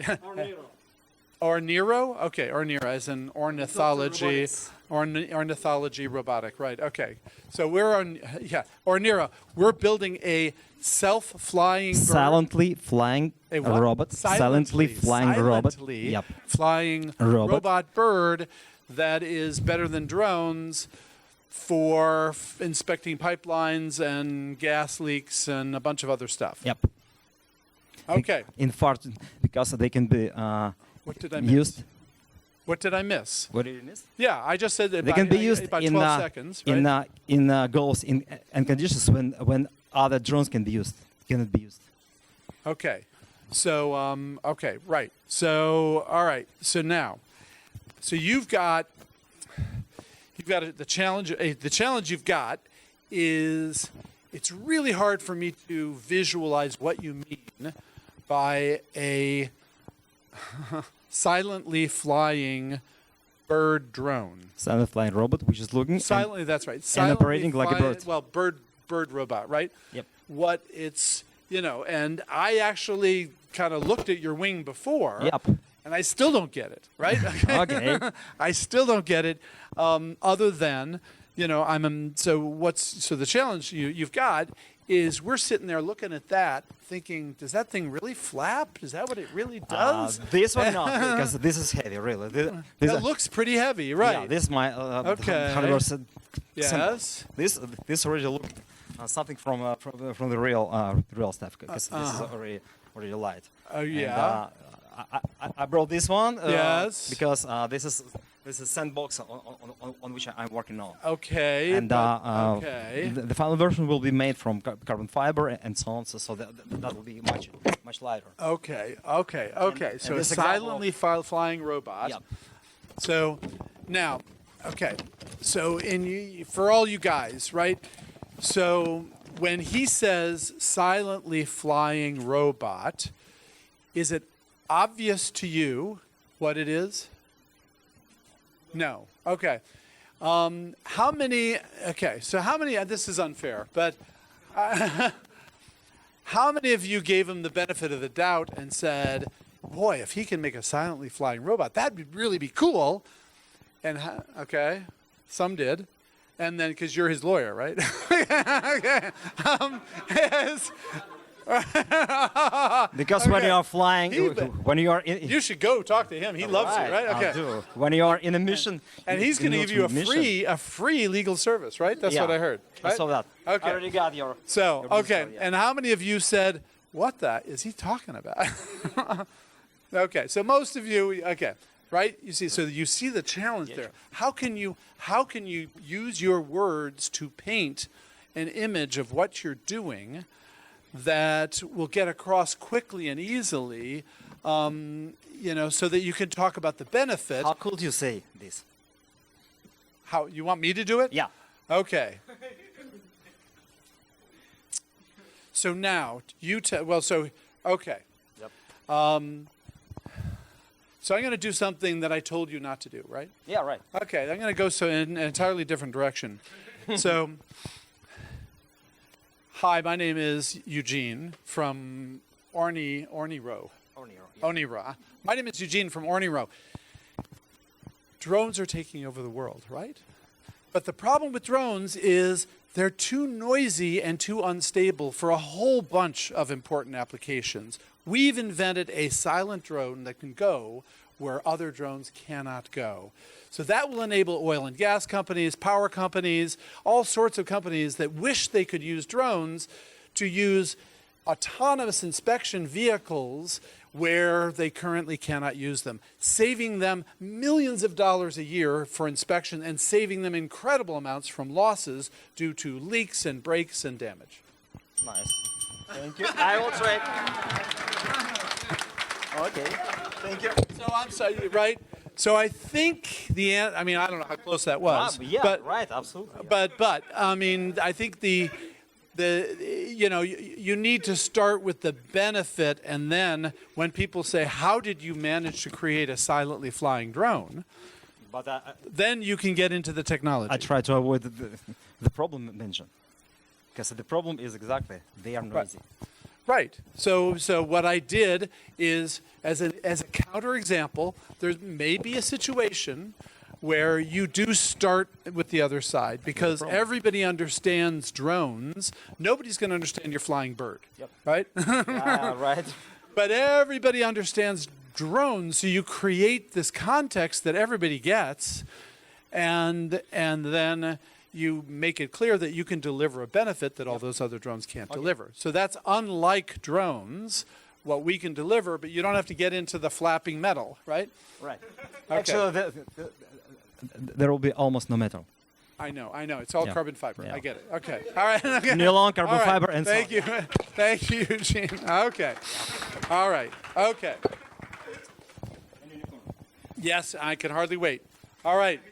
So what I assumed you were going to tell me is that just like unicorns can fly, we can fly our drone. Okay. Okay. Well, you can pose for a selfie later. We're going to set up a Yes. photo booth. Okay. So Yes. last, How are we doing? Are we done? last but not least, Of course not. Oh we my gosh, have it's our late. final presenter tonight. All right. Come on up. So let's hear it for Brandon and All cruise ship. right. Come on down. All right. Hi, Hey, Bill. How you Brandon? doing? Brandon. Doing great. Yeah. How are you doing? Doing great. How are Yeah. you? I just told you. So what are you up to? What are you up to tonight?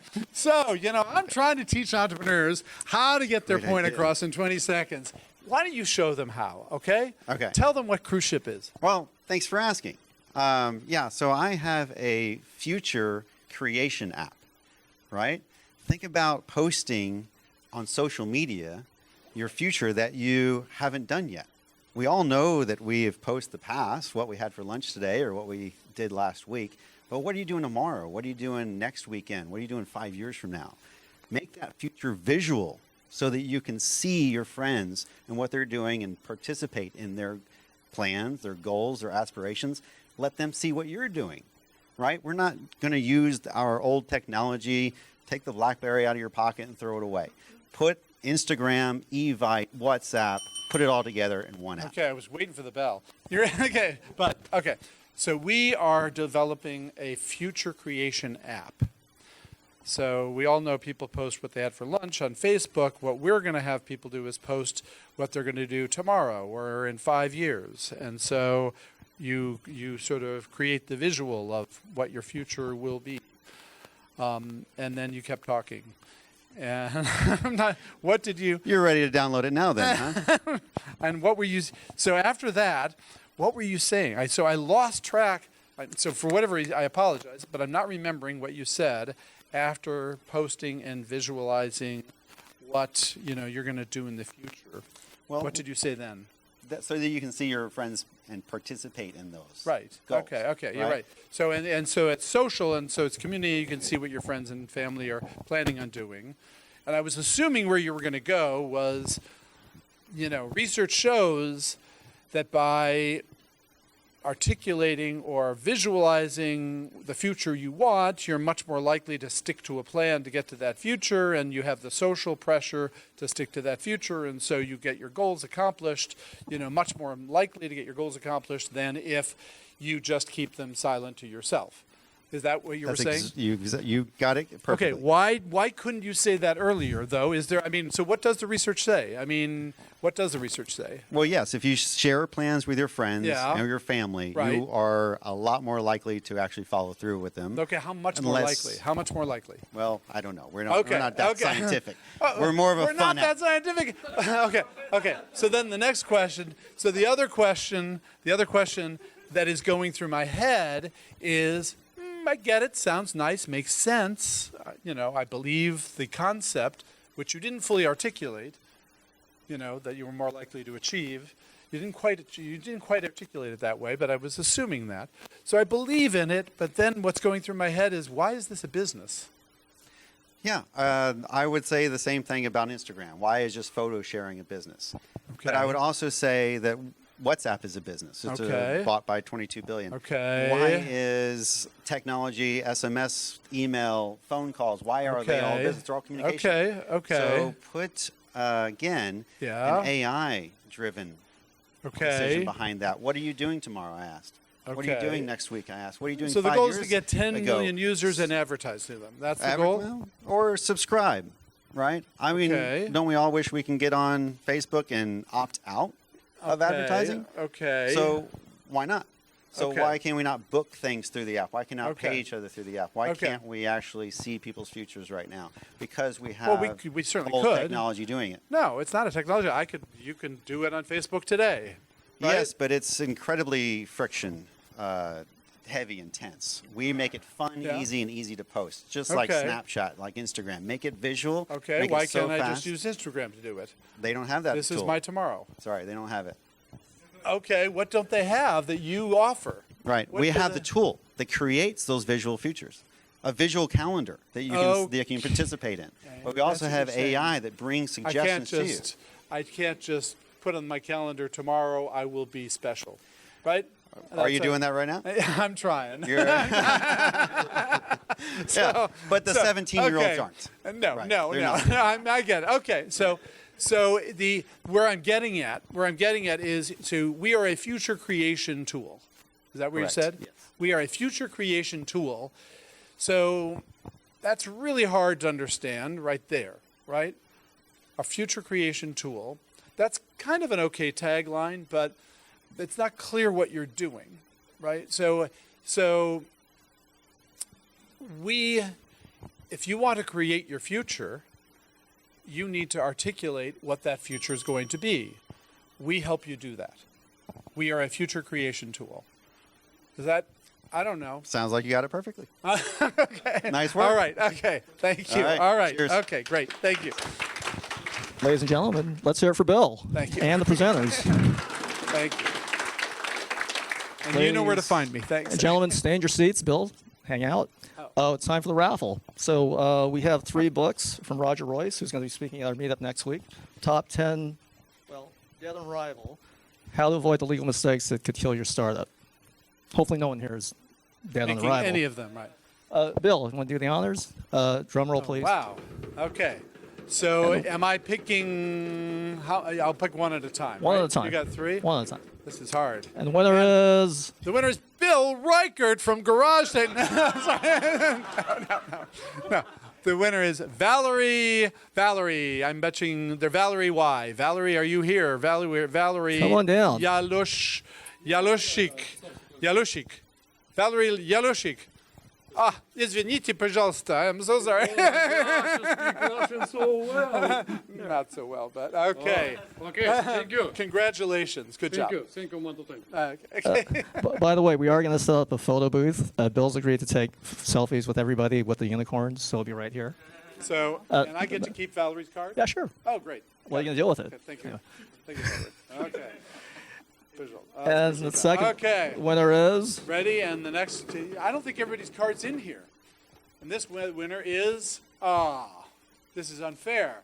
He can read it from it's Trinet. It's Ross Borden from Trinet. That's her. Yes. Ross is donating it to another prospective winner.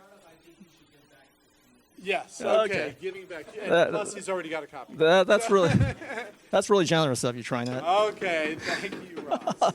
Okay. So, in Ross's stead, Ross, thank you for being so generous and passing your prize on to Robert Chen. Robert, come on down. There you go. Robert? Oh, hey, Robert. Okay.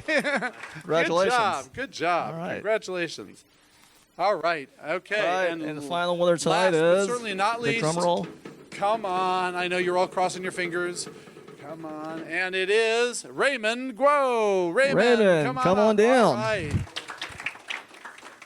Congratulations. Good job.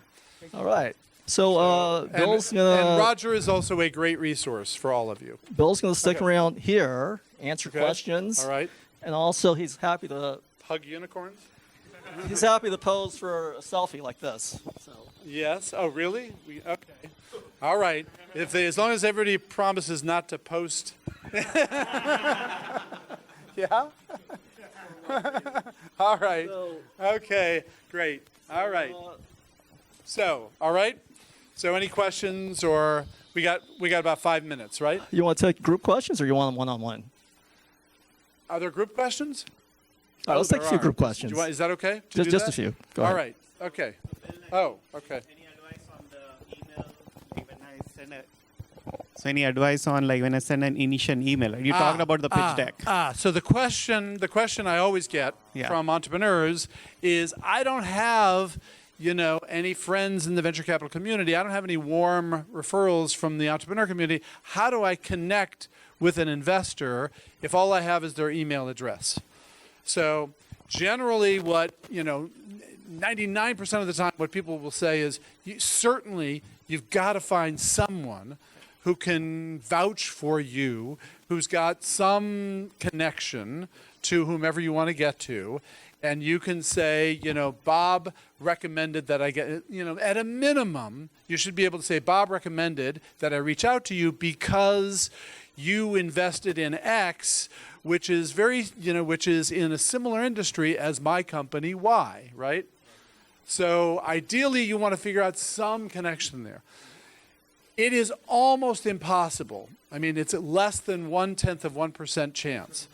If you send a cold email, that you will get a good response. You might get a robotic response. You might get a response. It'll probably be a robot or it'll be an intern. But, okay? So you've got to figure out a way to establish your credibility as an entrepreneur with some connection. Okay? And then, you've got about 50 words for your wow.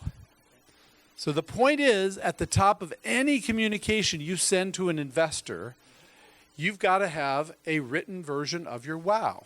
It's got to be clear what you're doing. We got to understand why is it incredibly compelling and why are you different than all the other companies that are trying to do that. And then maybe you'll get people to open your attached executive summary or whatever. But generally,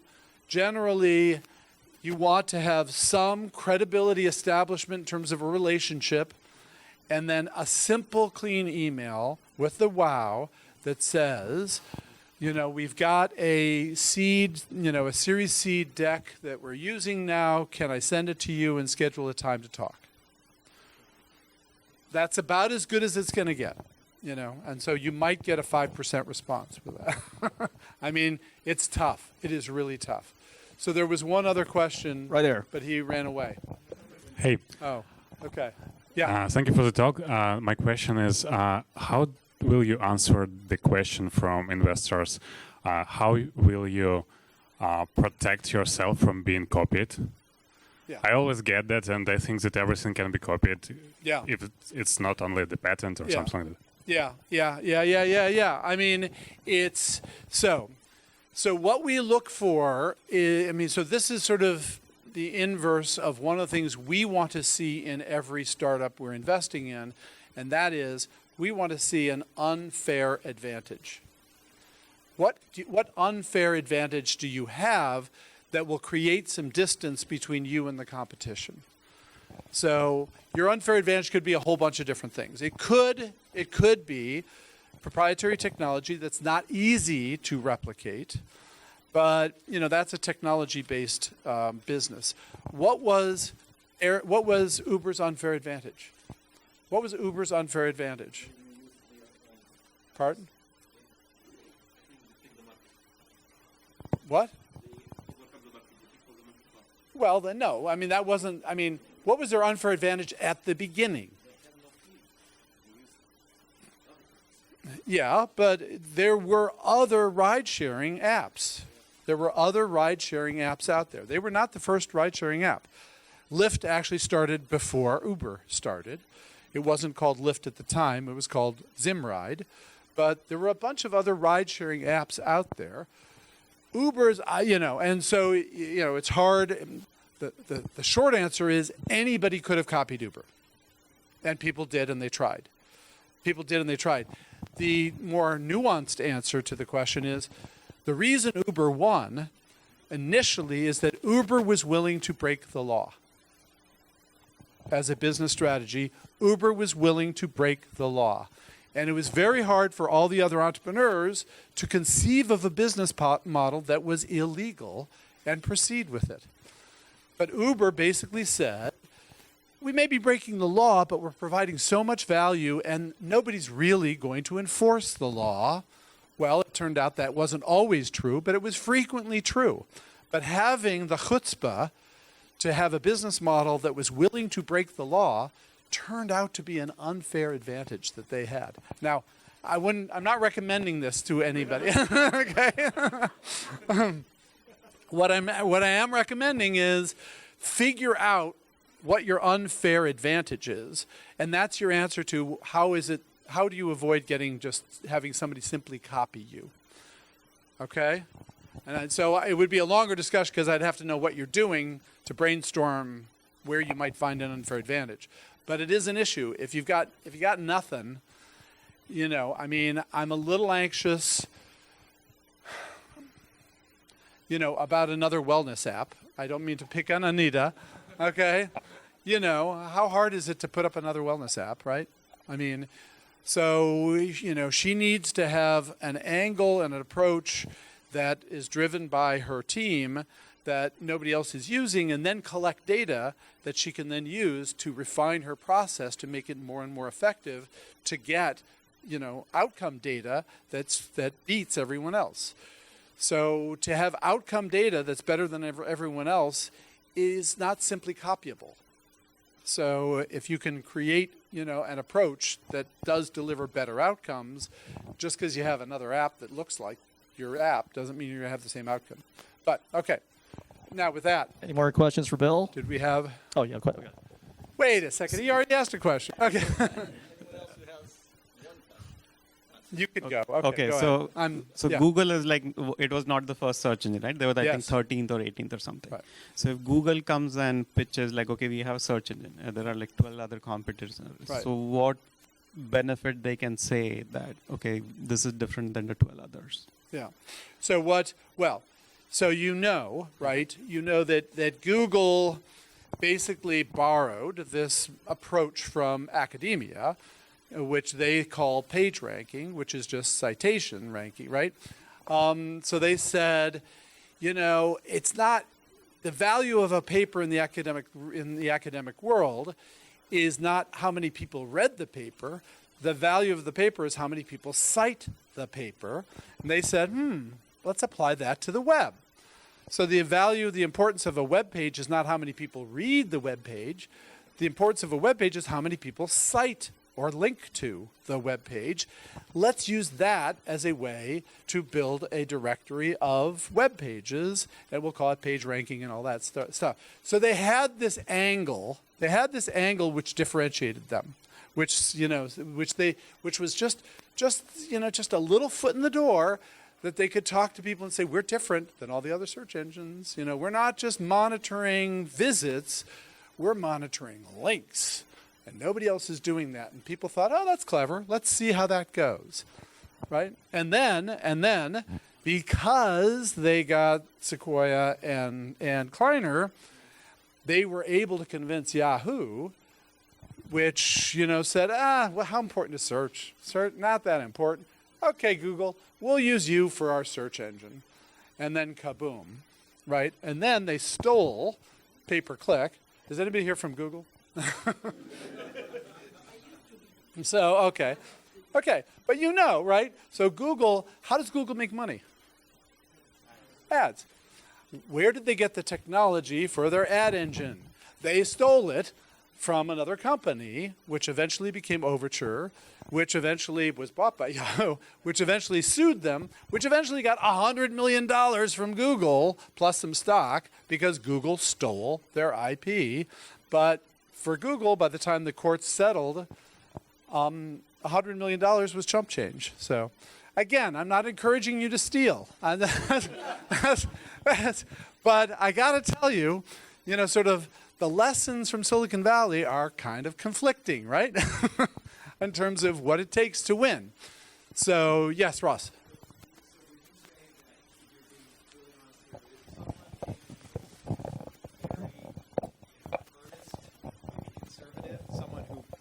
Someone who gave the impression they would not push the limits in that way. Is that a turnoff to you? Is that a knock against them? That's a very, I tell. So I never tell the story in Silicon Valley because it's not true in Silicon Valley, but in most other places on the planet where I go, like Canada, for example, one of my cracks when I'm in Canada is, Canada, you guys, it's just like Silicon Valley, except you guys are nice. And then I point out that nice is not a feature, right? That, there are too many places on Earth where the culture is you have to be nice. And that holds back entrepreneurs. So we're not looking for nice entrepreneurs.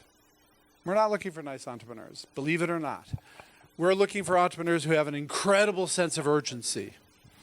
We're looking for entrepreneurs who are amazingly savvy about figuring out some way to get things done.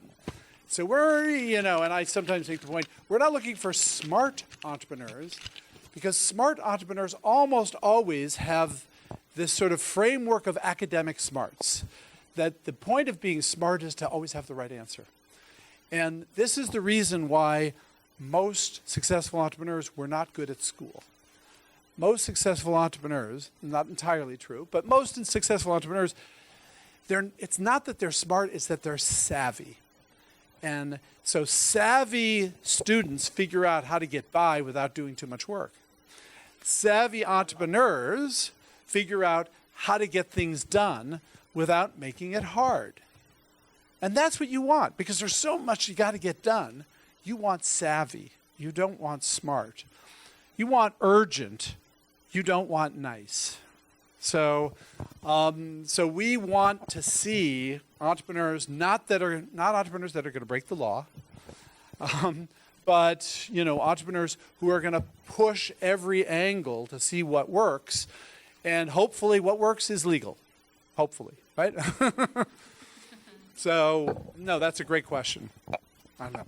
So, any other questions? Well, I think we should end on that note. Yeah, I know we gotta get out of here, right? It's kind of well, late. you can stick around. Okay. So, let's hear it for Bill once again. Okay.